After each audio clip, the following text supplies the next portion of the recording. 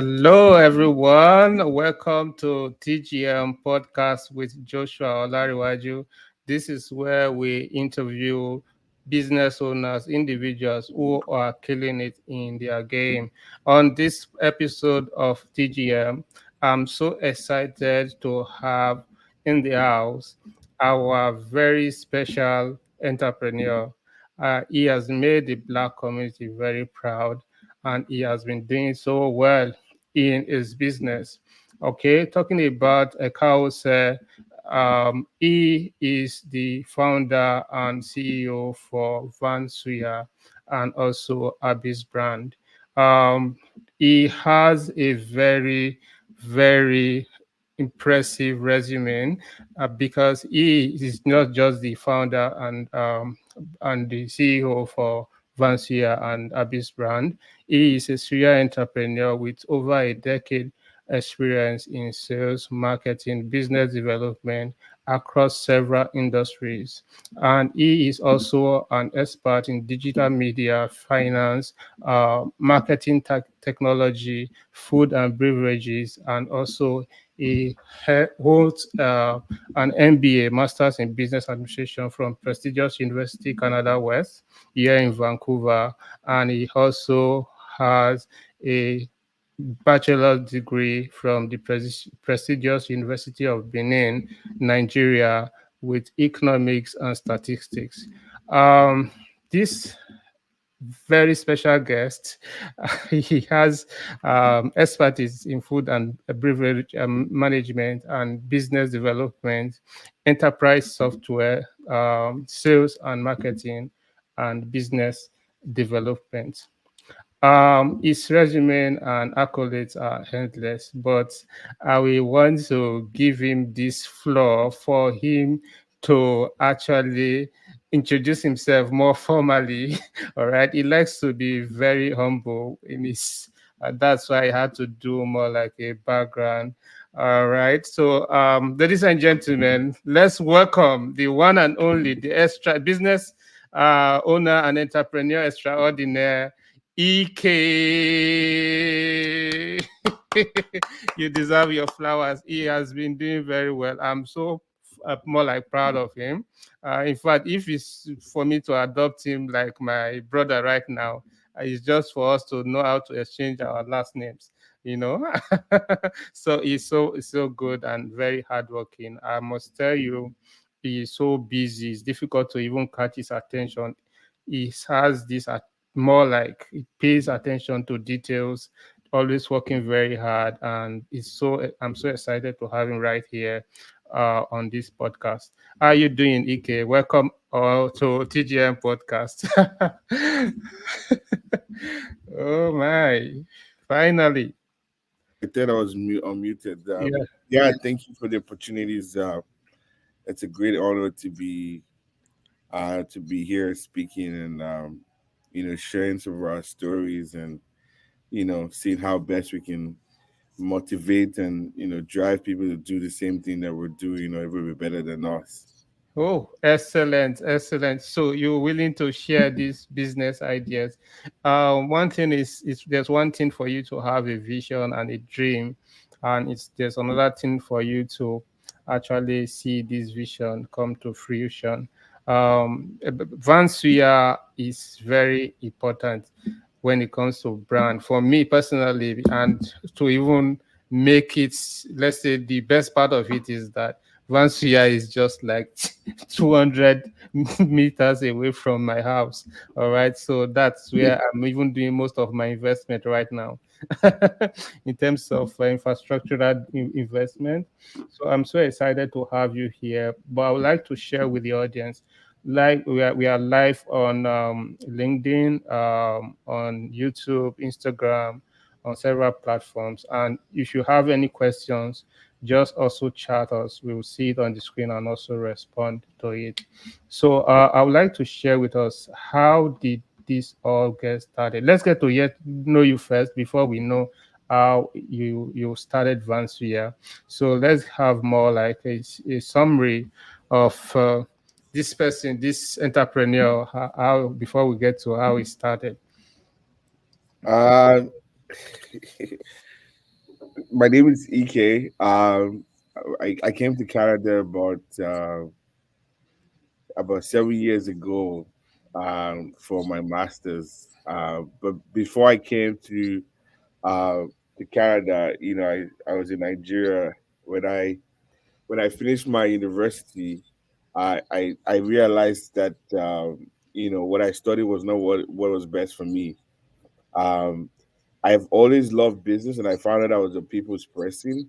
And I really enjoyed helping people and understanding a lot about business and solving problems. So, just right after university, I was thinking about what can I do to make extra money now, and then I started off my marketing place business. It was more like what they call influencing right now.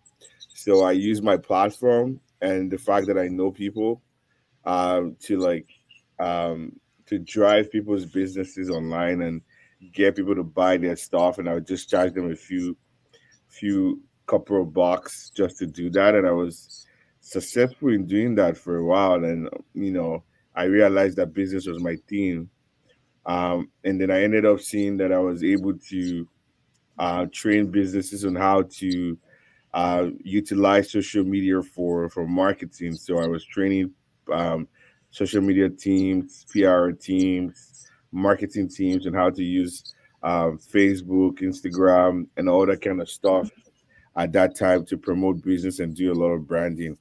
So I think that has actually increased my drive on helping businesses and solving problems. So I told myself that one day I would have to study more to understand the theoretical part of business and also understand the other side of business too. And that's how I was able to come to Canada for my master's in business administration to further Yes. and understand more about business. Oh, excellent, excellent. This is very interesting to see how you have actually helped small and medium enterprise in Nigeria grow.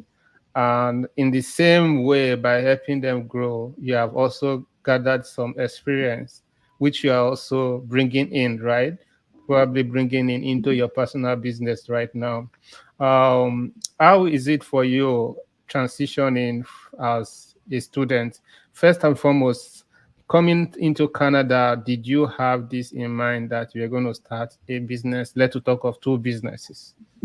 Um, in Canada, I honestly it was just freestyle, right? But I mean, in the general goal of life, I've always wanted to own a business where you know I could be proud of owning a brand, whether the brand is making money or not, for example, but just having to build a brand name and being that person behind the brand and owning the company and all that kind of stuff. That's been my dream. Try to I see myself employ people, build something from scratch to where it is.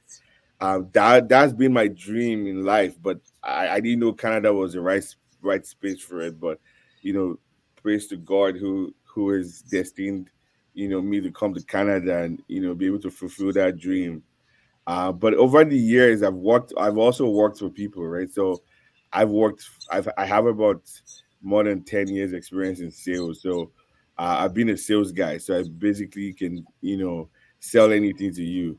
So, but I've worked across different industries from marketing technology to business consulting to finance.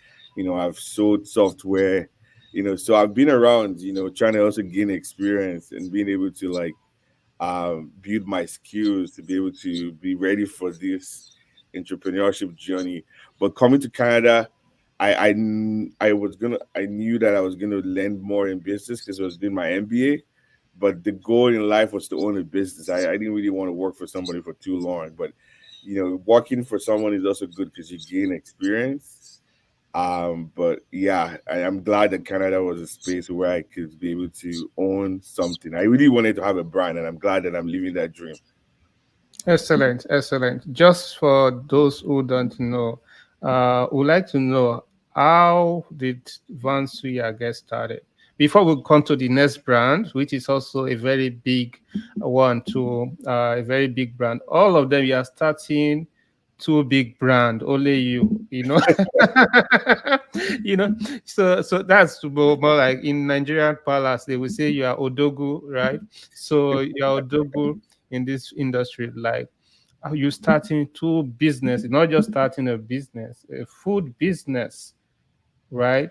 So for everybody who knows Canada, who knows BC, there are so many bodies, so many licenses. There are so many things when it comes to food, food safe. There are so many things you need to consider, Yeah. and having a food business is a risk where most people, before you get into it, especially for immigrants or somebody who came in as a student, you won't understand what it means. But here in Canada, is food business is the real business, right? So what? Let's see. How did you get started? What year and what really inspired you? Why food business? Very good question. Um, so we're gonna be 4 years in April. April 27th is Wow. when we officially launched into the market. But this idea came um, into play in April. So COVID had started, and I just had a job just 2 weeks before COVID really hit, and everybody was sent back home. So, but before I came to Canada, I didn't know how to cook, right? So, I think literally the only thing I could cook was Indomie, and it was just me just boiling the Indomie and not adding so much stuff. So I didn't really know how to cook. So, but my mom used to tell me that now you didn't learn how to cook, you're going to Canada. I had this messed up culture where I believe that a man shouldn't be in the kitchen. But look at me coming to the Western world, and seeing things different here. But I didn't know how to cook. So, but when I moved down here, I found myself eating a lot of junks because I didn't know how to cook. But down the line, I started learning how to cook. And my mom used to teach me on the phone and give me a recipe. I remember the first egusi I cooked. Uh, I didn't. It was so funny because when you're not experienced in cooking, you can mess up, right? So I cooked this egusi super nice. After doing everything, I forgot to add the leaf, and my mom gave me this dry leaf, ugu leaf from Nigeria. So and it was dry, so I didn't know that I needed to soak it so that it would be soft, right? So when I cooked my first egusi, I poured the dry. And it was so hard. I called my mom. I'm like, "Why am I eating something so hard?" And she was like, "Did you not soak the goosey? Did you not soak the leaf?" I was like, "No." I was like, "Did no one?" It was so hard. She's like, "You needed to soak it," but but those experiences helped me to like be eager to learn more about cooking. So after a while, I learned how to cook to an extent.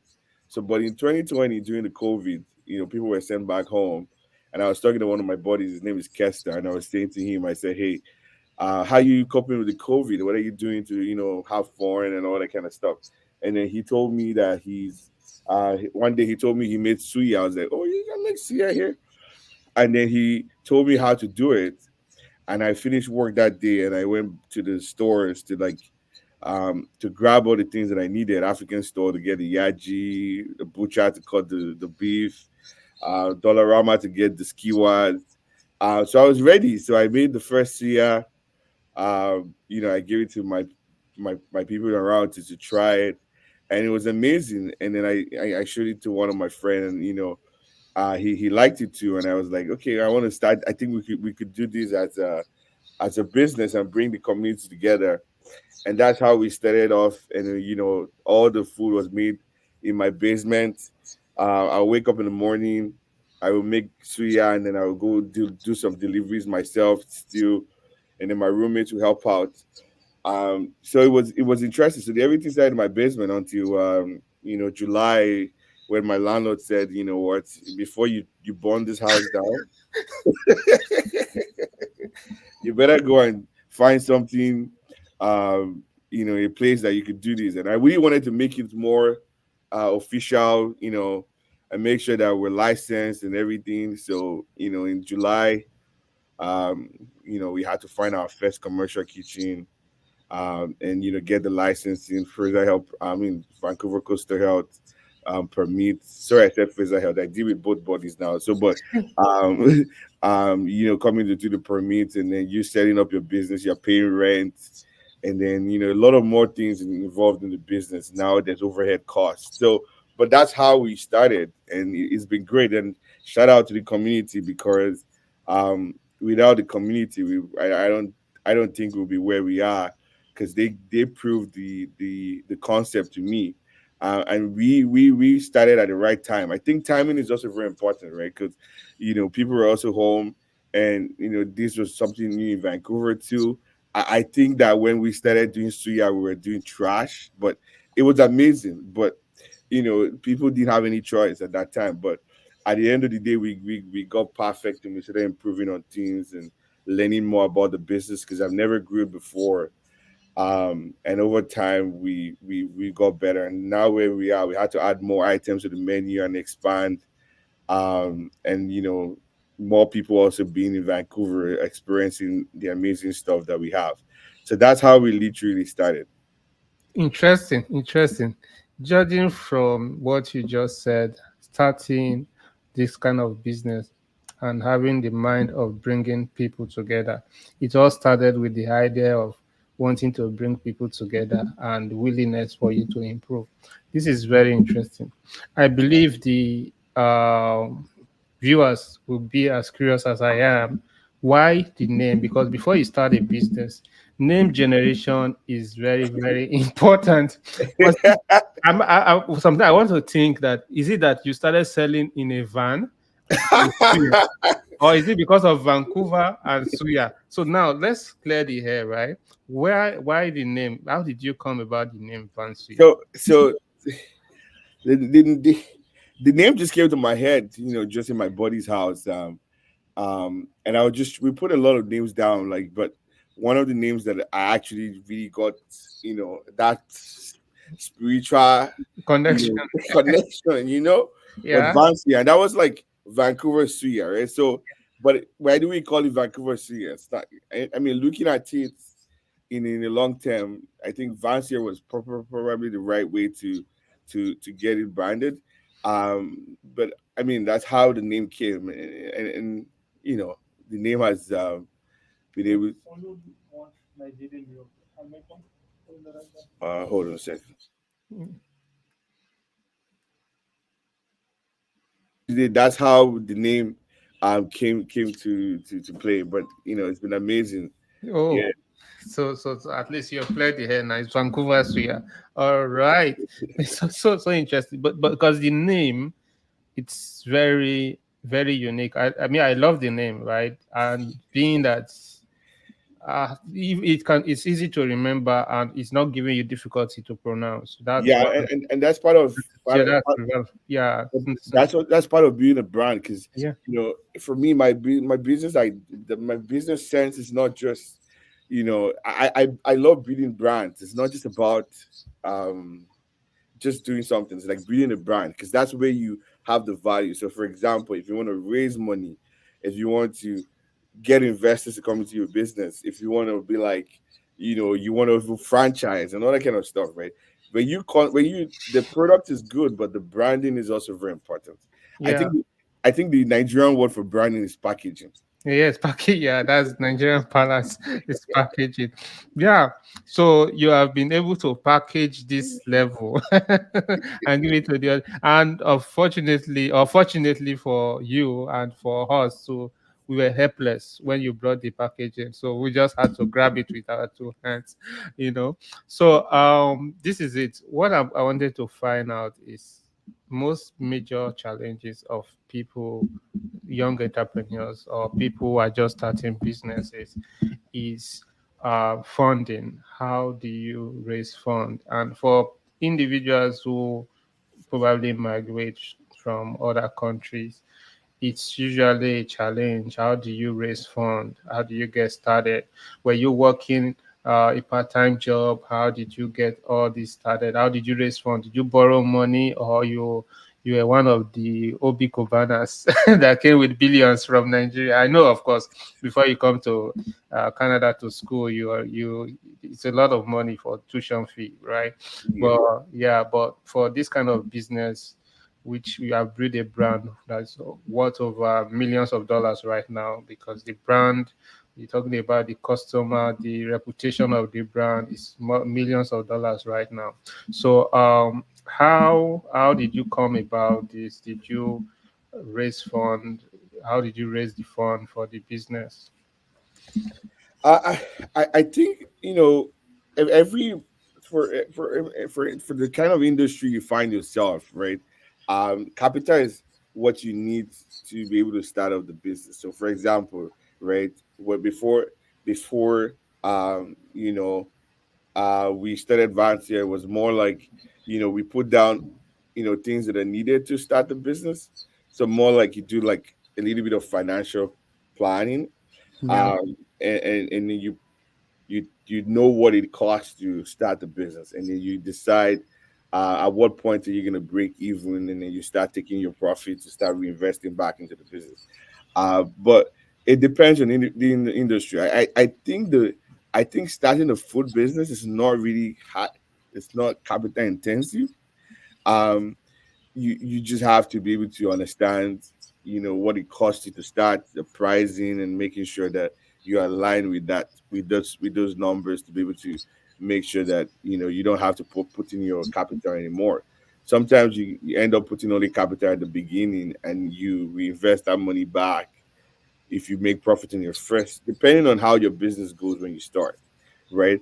I will look at my Hybis berry brand as a high capital intensive business.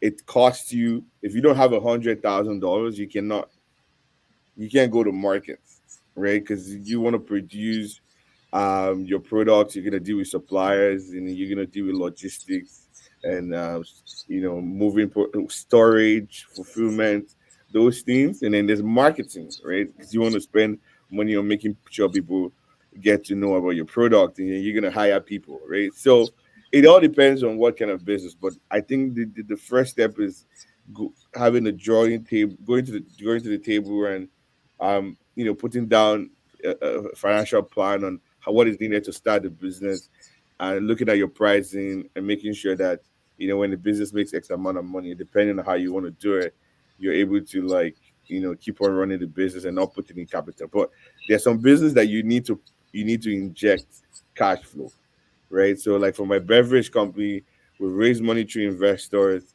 We have a certain timeline where we have to raise another money again because of how capital intensive it is, right? So it all depends on the kind of business, but capital is very important, and trying to plan and know how to use those capital is very important. So interesting. You see, that is why I call you Odogu, because because the way you are saying, you are just taking us round and round. I was going to focus majorly. Later, we'll come to this Abbey's, but that one is another special one. In case you don't know the value of $100,000, that is 100 million, over 100 million. All right, to start another brand. So you can imagine where he's coming from. But first and foremost, I must celebrate you for the courage that you have taken to take this risk, right? So I want to first and foremost know, how was it for you? You said you started from your basement.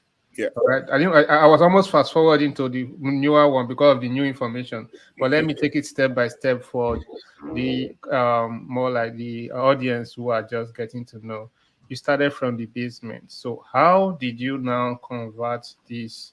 What was the transition like for you to move from a basement to a big brand now uh, that you have to even pay. You have to pay to see the CEO. No, not really, but he is very accessible, right? But he's very busy too. But eventually, you have built a very big brand with a perfect location. So we'll talk about the location. But how did you get to this? So it's been a long journey, and it's been a super amazing journey along the line. But it's not that rosy, right? Life is not a straight line graph. But it's been interesting because you also need to be able to understand this business that you are in, and you have to be able to learn the industry. I've never been in the food industry before, But I know for sure one thing that's really helped me is trying to connect with people in the same industry as I am. Being their friends, trying to understand their own challenges and how they've overcome it, and just being very, very alert to make sure that you get to equip yourself in the right with right information to run your business. So when we started, we were there's some shared kitchens that give you the opportunity to start at a lower price. So we started at the lowest hourly stage. We used to just come in on the weekend and just cook, and then go deliver to customers. Because as your business starts, you have to look at what your revenue is and how you can be able to take care of those expenses. If you're going to take a high rent and you're not making up to that, you're just going to put yourself in a very big situation, right? So we I grew the business in terms of like cutting my coat according to my size. So as soon as we unlock a certain financial goal, we go to the next step, and the next step is also opening us to more opportunities. And that's how we started, from just delivering to people on our website to going on Uber Eats, and sharing stations with people in our shared kitchen, to now we have our own food station where we're able to to have 24 hours access to the facility, and all the equipment.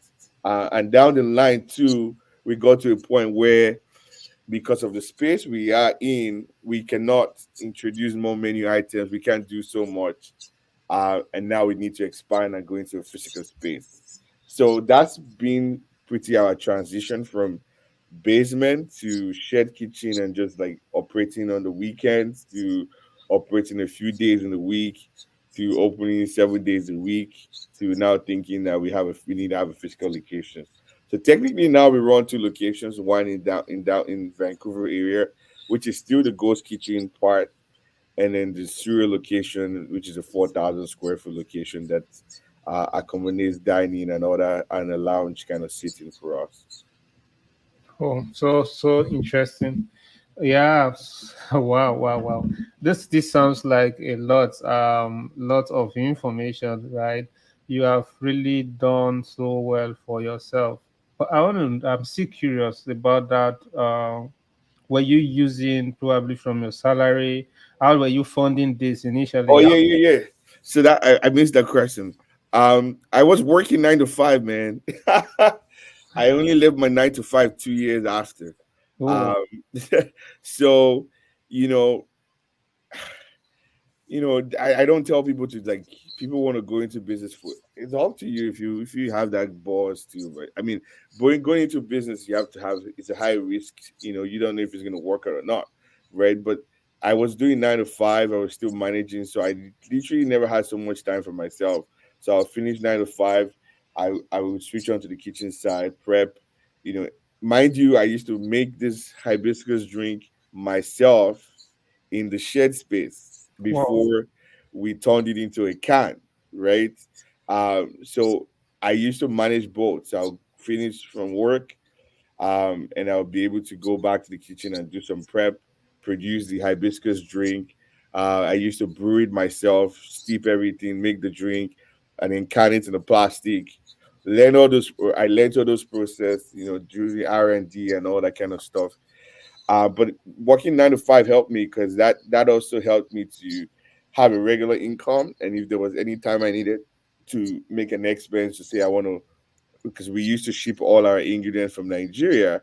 So let's say, for example, I want to buy a lot of stuff from Nigeria.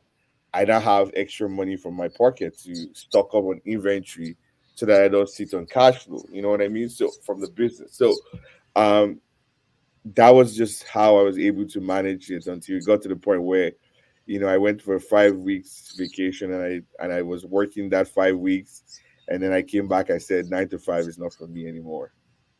Oh, wow. This is so interesting. So interesting. So I was going to ask, um when you say we have so many we in this we did with this, how did it all get started? Was it just you, or you had people who were working with you? because this time, the last time I visited, especially for Saturday nights, oh my God, you have more like 20 people, all right, more like 20 people working, all right. So I will begin to wonder, is this guy making money, right? So like Saturday night, and it's so interesting. So if you don't know, audience, I am a customer, right? I forget the fact I'm hosting this. I'm a strong customer and a fan of his brand. I've also tried several menus. Each time I go for this, I go for this. I tried the shawarma. We'll talk about the packaging. That one is premium. All right. So to go for shawarma, I go for egusi, vegetable. I go for gizdodo. I go for almost all of the brands. Every time I come, I check them out. And the last time I was there with one of my lecturer friend. So it's a very good brand and a good place to relax and sit out because of the ambience. So how did you come about getting talents or people working with you on this journey from start and now? How did you come about having these people who supported your vision? So talent is it's there are a lot of talent out there. People is run very difficult part of the business, especially in the food business. When we started Vansuya, it was not just me. I did have partners, um, but down the line, people drop the ball, or people find out what is better for them to do, right? So, and especially when you're starting a new business, it's not everybody who can persevere to wait till the fruit is ripe. You know what I mean? So down the line, it's part of business where everybody has different goals. When you start business with people and people have different goals, and at the end of the day, when it doesn't align, people fall through, right? So I did start with a couple of people, and within 6 months, some of them had to leave the business and go focus on other things that they were more passionate about. But in terms of finding people, initially when we started, I used to grew. We never hired anybody. Um, and then my girlfriend, who's my wife now, used to help in the kitchen too. So free labor. And we had a couple of friends who were also help us out without getting paid for it. We're just helping us out. Like my roommate Jerry, he would go help us with delivery. All we do for him is just to put gas in his car, right? Wow. And then as we grew, we started hiring people, looking for talent and people around the community to support by hiring them. As we grew and started doing more stuff as a company, and right now we're a big team with two locations, but finding people is also very hard to find the right people. But we've been blessed to have amazing people who have been with us for a long time, people who have also been able to like impact and also leave, and all that kind of stuff. But yeah, and I like to support our people because I used to say something. I said, we want to be able to. The goal for me is to build this into a conglomerate as a black-owned business for Africans. That if you come into the BC region and you're looking for a job, even if for internship as a student or anything, there's a platform for you to learn because as a business, we've been able to have different parts. So we have an admin, we have accounting, we have everything that you could come an internship for, or even have an opportunity to learn. Is it digital marketing? You know, we have those opportunities. So my goal is to be able to build a company that inspires Africans to even find where they could locally work as their own space, and also learn why they also develop themselves into the greater future for people who are students and all that kind of stuff. Okay. Yeah, thank you very much for making that clear and making it public. So most times I'm sure this information will go around for people who are looking at uh, learning right from the Odogu himself, the the Odogu of business, because you've already conquered more like two grounds, major grounds, and it's a very rare opportunity to want to work with you. I'm sure about that. But there's one thing about having a business, the medium. the place of the business is very, very important when it comes to marketing and also the business operations. How did you come about your location? You farm? Yeah. The Surrey location. Sorry, I have to use a Nigerian palace, right? So sometimes Nigeria, you can't express what you want to say exactly the way you want it. They'll say, uh, which soap you they use? More like Nigeria want to know what did you use? What magic did you use, right? Because it has the best and best of locations. A location where you can have free parking with lots of cars that can take over 50 to 100 cars, right? So Yeah. that is the best thing, because if you go to downtown to have fun, most times parking is a very big challenge, and you have this best location. How did you come about this location? Yeah. So my first choice to opening the restaurant space was Vancouver.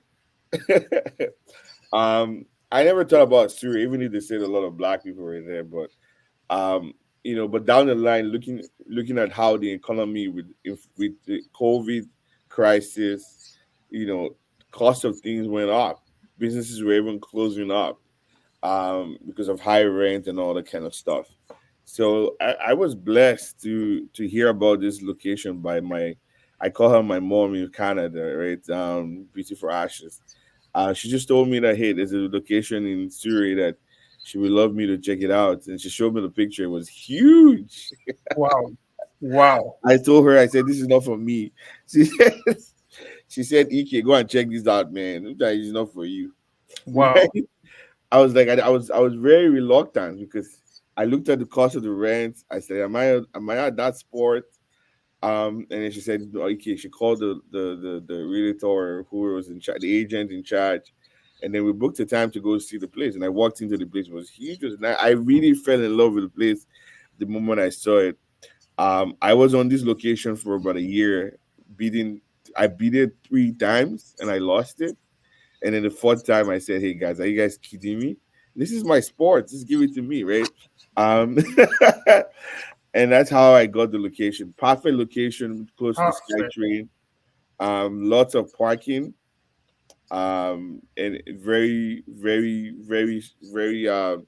It's easy to go to different places, or from our sport. So, it was just God just creating that opportunity for us, and I mean the community needed it, and I said, and as I say, I'm doing this for the community. We need to show people that Vancouver is a sport for us. People are coming into Vancouver as much as we are wanting now. Because when I came in 20, a long time ago, you hardly see black people, man. When you see a black man, you're like, oh, where's this guy from? But now we're seeing a lot of people coming in, and it's encouraging, and also for other people to do their own stuff that have their businesses that are focused on black people, right? So yeah. Yeah, that is very interesting. It's if I was to ask you all the questions today, I'm sure we won't leave here. But I'll try to make it very brief. One of the thing I also noticed about you, I was saying probably you had two businesses, but probably you had three businesses in one. So this part, the restaurant is more like it transitions to another place in the evening where people can still have fun. So all about the black people, but all about the black community. I see even the Indians are even dominating the black in the more like Vansuya, right? More the Indians and every other person, every race is actually there, not just for the black. The last time I was there, you just left because I came back after I saw you. All right, I came back with my friend to eat some vegetable. So and I saw some white people having meetings, different race having meetings of all that because of the ambience. But how did you plan it that this is not just a location for food only where you can just order for your food and get it. You can still come there, have your birthdays, have your meetings, events, also party, party hard in the weekend. All right, party hard in the weekend with lot and lot of crowd, right? So you wonder, how did he get this number, this publicity for Saturday night, because it's a different thing on Saturday night. So how did you come about this business strategy where you use one stone to kill two birds? So, to be honest, the shout out to the promoters and people who and the DJs that bring um, this kind of event to people to have fun here, right? So, um, yeah, we also needed this space where we could listen to our own music, vibe to our people. I feel very happy seeing a lot of Africans, not just Nigerians, vibe here and have fun. And we'll keep on doing what we're gonna do. We'll keep on evolving, giving other people opportunities to have their own nights and do their own stuff. I'm a firm believer of chop by chop, man. We all have to collaborate. I would love to work with promotion companies. This is our safe sport. We need to be able to have um, that opportunity to bring home away from home feeling for people. I'm happy when some people walk in here and say, "Oh, this reminds me of Lagos. This reminds me of when I was in Kenya, when I was in, Nairobi or wherever, or South Africa, or Uganda. We had a Rwanda event the other day, packed with people.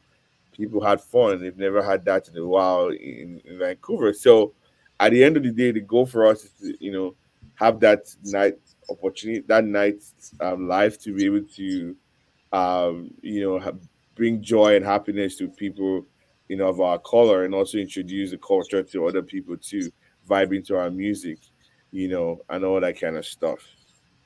Yeah, so interesting. Talking about music, the African music has taken the center stage now, more like in the world, and um, going to Vansuya, you just more it's more like home.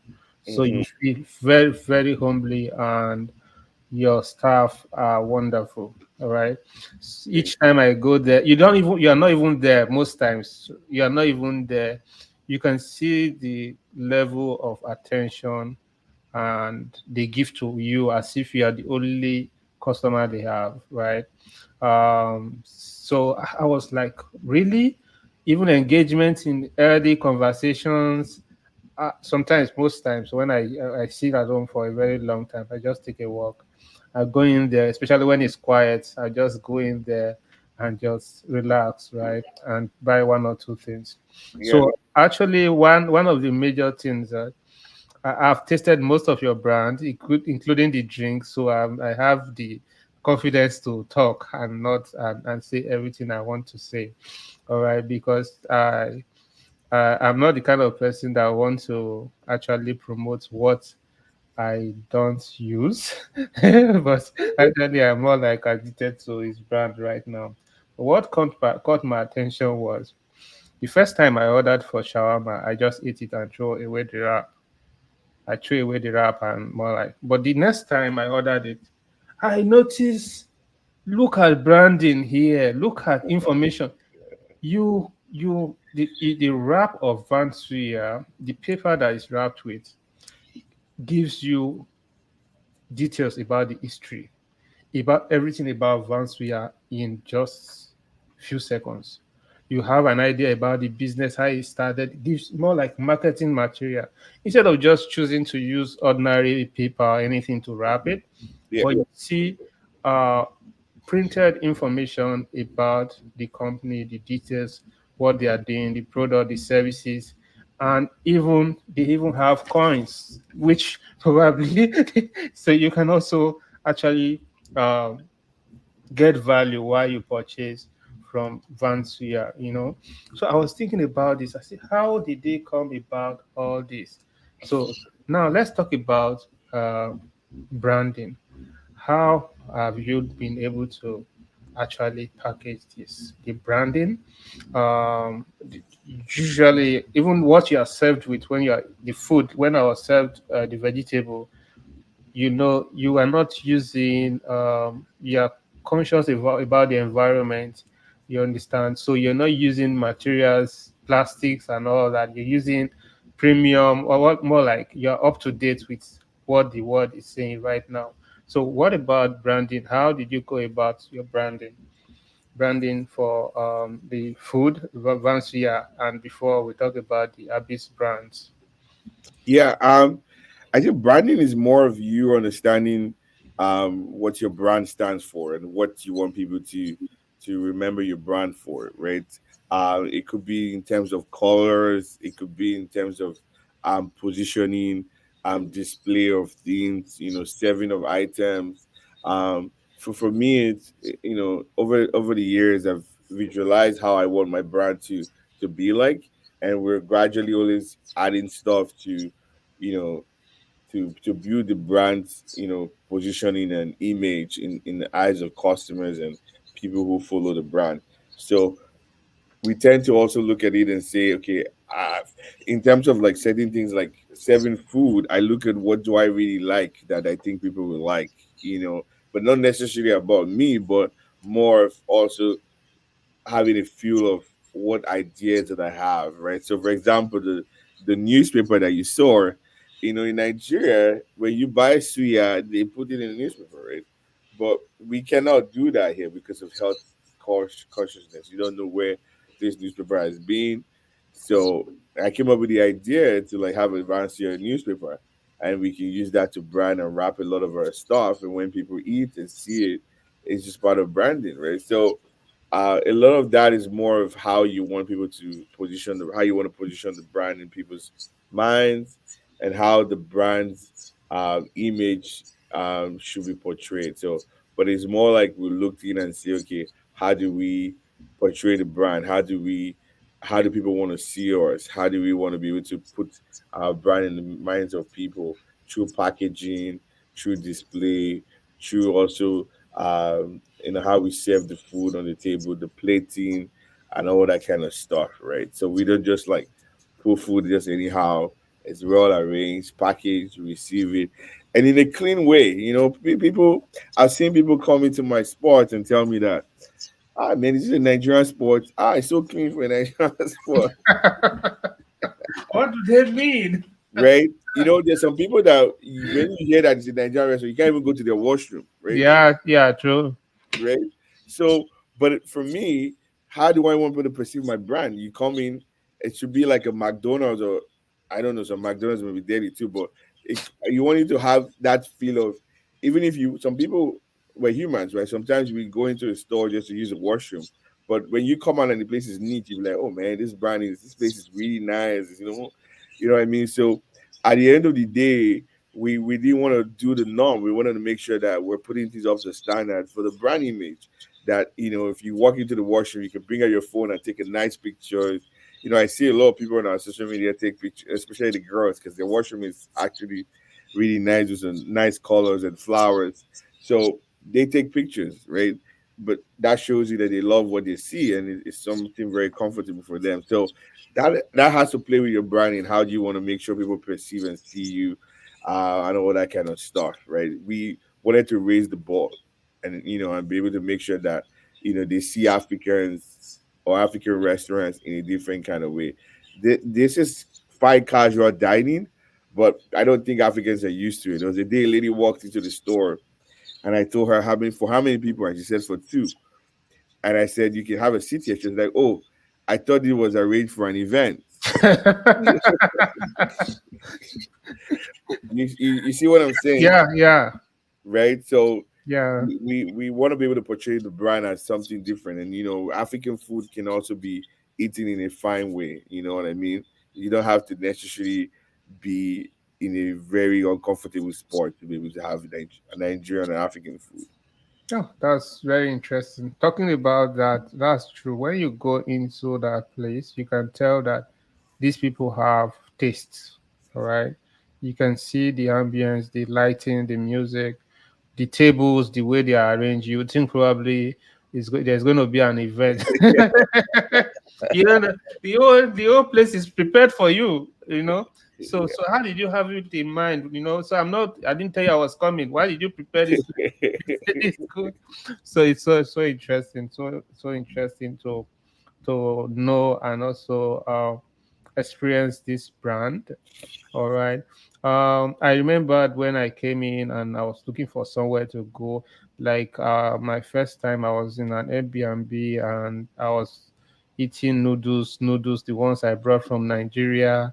You know, Yeah. uh, so only for me to come out to take a cab to somewhere somehow to get food, and I was disappointed with what I saw. So I had to turn. I wasn't interested. But by the time I saw Vansuya, I think my first entry was a birthday when I was invited for a birthday event, and it was so unique. The experience was so unique. It's not about the brand alone. There's a Vansuya experience. So when you get there, the experience, if they are serving you drinks, the experience, the Dorime part of it is another VIP. All right. So Saturday night. So you need to get there and see for yourself. But you will see this place being put to use, having so much value, giving so much value to people. I want to know, when businesses grow like this, usually the next step we want to know expansion. Do you have plans to expand? You already have one in Vancouver. Do you plan to expand in other provinces and even to Nigeria, having a brand in Nigeria too, or a presence in Nigeria? Or probably let's start with Canada, like Toronto, um, Calgary, Edmonton, and all that. Do you plan to expand or Um, yeah, or franchise too? Because franchise too, like Batunas, what's your idea about that? yeah, I think those are really good ideas that we would love to do for the company in terms of like growth, expansion, and all that kind of stuff. But down the line, as we right now, we're just focused on a new location. We want to be able to get people to know about what we have. We get feedback to be better as a company and to serve customers right. But we do have plans by the grace of God to do some things, and as the time comes, we will unveil some of those plans. But the goal for us is to be able to, get people to come to our location, physical location, or the one in Vancouver, and order our amazing food, and support us and grow. But down the line, who knows? We might franchise, we might want to be in other locations, but it will be good to see us grow into such channels down the line. But right now, the goal is come to Vansuya Restaurant and Lounge in Surrey or order at Uber Eats in Vancouver. And keep us supporting us, giving us feedbacks. We want to be better. We're doing this for you, and it's for you and you only. Excellent. So now we've actually tackled so many questions with Vansuya. Let's digress a little. Let's talk about Abby's brand. Okay. Uh, let's talk about Abby's brand. So you also have this brand which which is big enough on its own, right? um look look at this brand. Is it, look, this packaging, is it not beautiful? you know, this same person that we are talking about also bettered these ideas of this big brand. I've been seeing this drink. They said it made, I thought maybe probably they were importing it from Nigeria, especially African store. So some of my friends be buying it and all that. This is nice. This is nice. Everybody was just buying it. How come about this brand? What bettered the idea about this brand? How did you turn Zobo to international brand and some other you start before you started having other flavors? So let's hear from you. I think everybody who grew up in West Africa or in the tropical area in the world like Caribbean or South America must have been familiar with hibiscus. So in Nigeria, hibiscus is zobo. We call it zobo. So that, literally, there's no one who was a child who didn't try zobo, right? So zobo was really um, a strong part of my childhood because my mom introduced that to me. And also when we started Vansuya, I was thinking about, what kind of drink can I, introduce to my customers that would also remind them of home. and that my mom's recipe and all that kind of stuff came to my mind, and the zobo drink that I always loved as a child. And like I said, I used to make this zobo in a plastic bottle myself, in a commercial kitchen. I would make it, pack it, sell it to stores. We were not able to meet up with orders, and then we had challenges down the line um, shelf life and all that kind of stuff. So we had to do a lot of R&D, and then we moved into cans. And now we make them in cans, right, with a better packaging, and it's carbonated, so it has that refreshing feel when you drink it. But in terms of branding colors, I sat down with my creative team and my marketing team. We brainstormed, we flogged, we changed this packaging so many times, until we got to the right one where if I sleep and I wake up, I think about the same branding. You know what I mean? Yeah. But in creating products like this, there's a lot of creative process that goes in before we launch it or put it to the public, right? We flog through a certain launch process. We test out things. We do R&D. We gather information, feedbacks, and all that kind of stuff. Um, and then we launch, right? And then also as a company, we go through a lot of quality control to make sure that whatever we produce is something that you and I can drink and not die. um, and all that kind of stuff. So it's a funny space. There's a huge insurance that also has to cover a lot of stuff in case someone like you drink my product and something happens to you. So that when you sue me, I'm good. So there's a whole lot of companies that has to do with building a product like this, and then you take it to market, which is where the work is.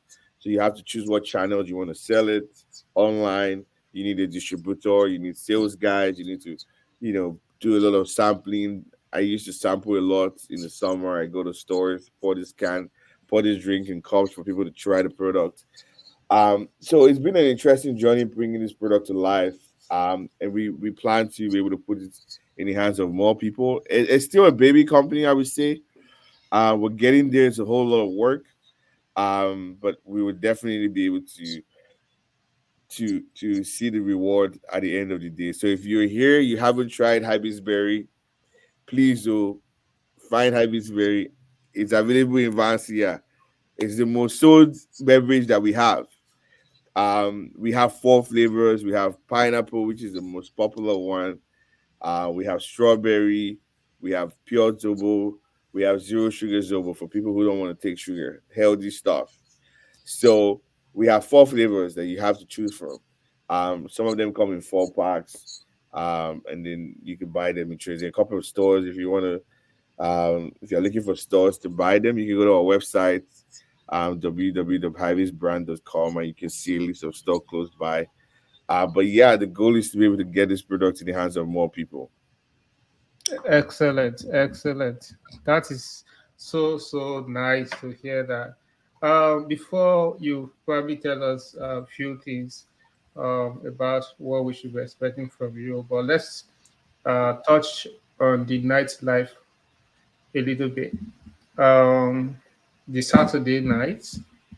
Uh, what's for those people who don't really know anything about that Saturday night?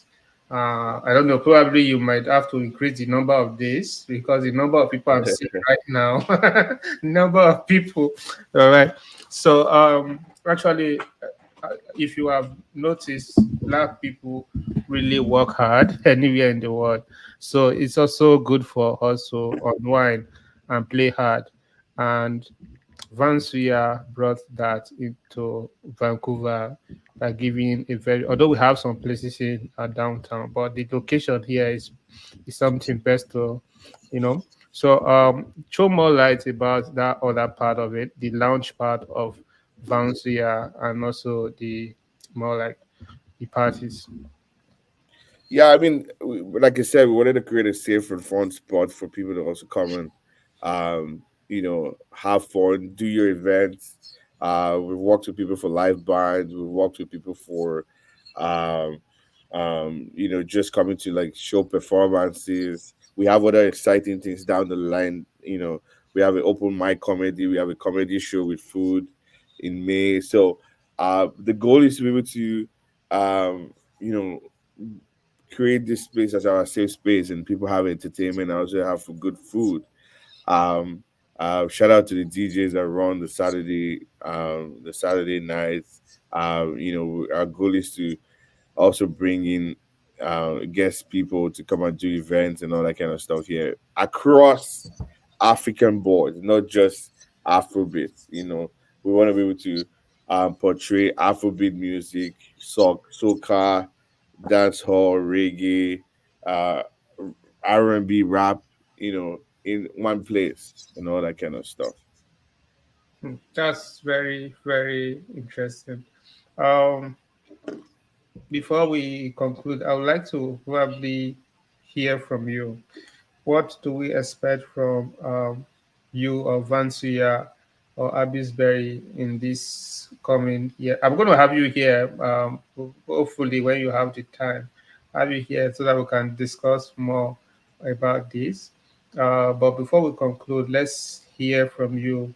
What should your customers and prospective customers, we are expecting from this brand, Abisberry and the premium Vansuya, right?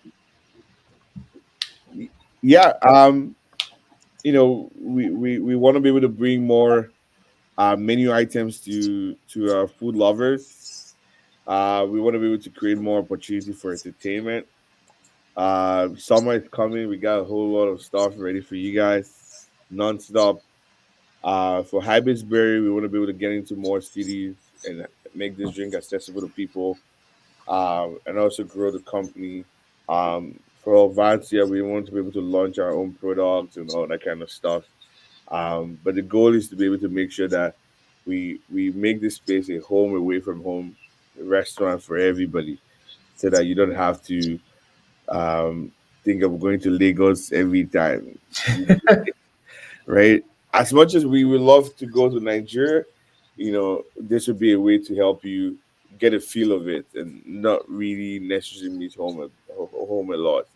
We'll open the feedback. If you have any food item you want us to have on our menu, we're open to trying. We're changing our menu in April, adding more exciting stuff ready for the summer.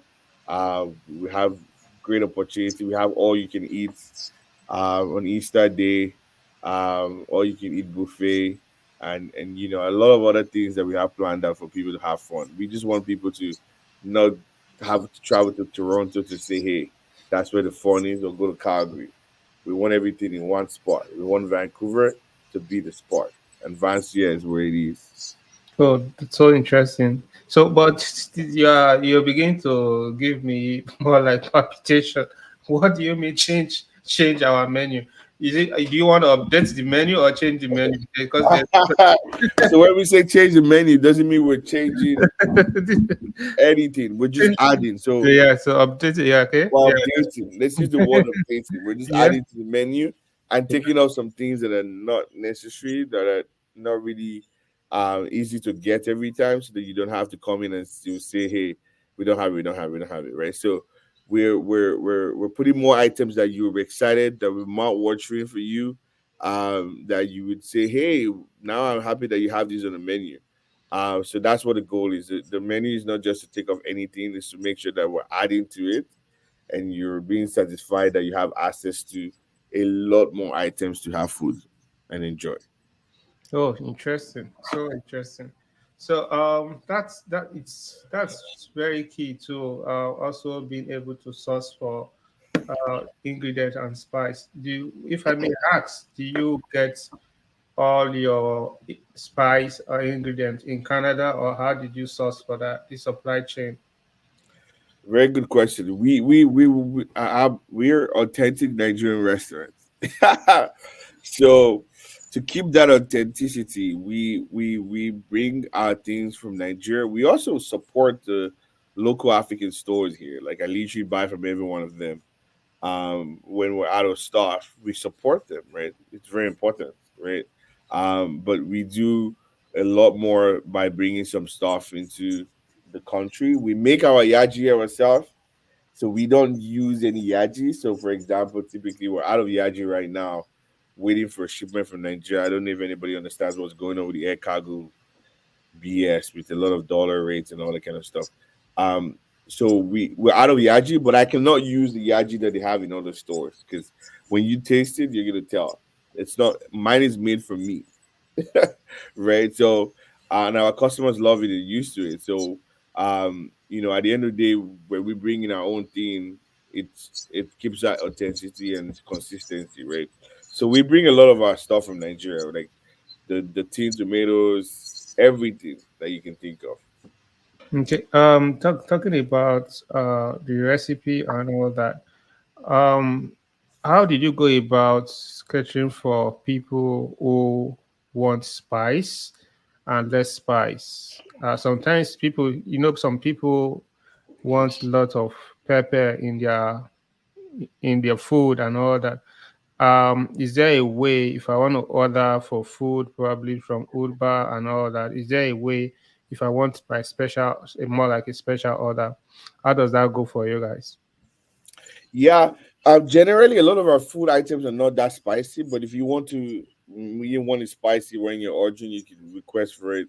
Like our shawarma, we have spicy and non spicy. We have quite those options. But if you have a special event and we cater for you, we also do catering. So people come to us and we don't promote a lot of our catering, but we do a lot of caterings where events, birthdays, and all that kind of stuff.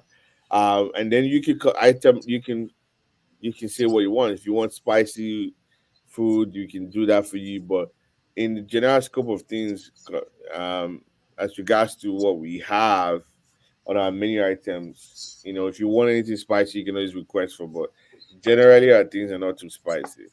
Oh, thank you so much. I think this has been a very interesting episode. I know Ike is usually very busy, and he had series of meetings before this one.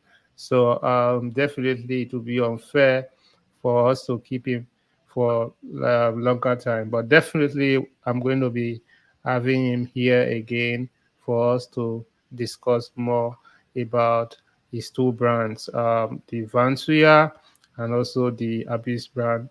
Um, Ike, thank you so much for honoring this invitation.